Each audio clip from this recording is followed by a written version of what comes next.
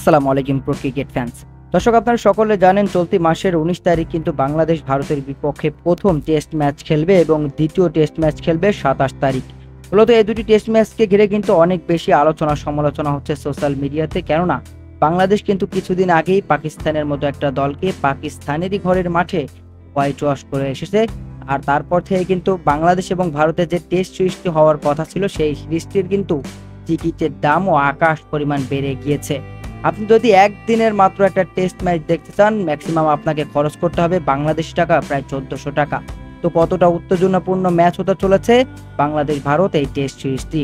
তবে সবকিছু ছাপিয়ে শুভমান গিল গতকালকে তিনি কিন্তু গণমাধ্যমে বাংলাদেশ দলকে নিয়ে একটা কথা বলেছেন, যে কথাটি কিন্তু রীতিমতো সোশ্যাল মিডিয়াতে ভাইরাল। মূলত শুভমান গিল ভারতের এই ওপেনিং ব্যাটার তিনি কিন্তু বলেছেন, আন্তর্জাতিক পর্যায়ে যারা নিয়মিত খেলে তাদের হালকাভাবে নেওয়ার কোনো সুযোগ নেই, বিশেষ করে বাংলাদেশকে তো নয়ই।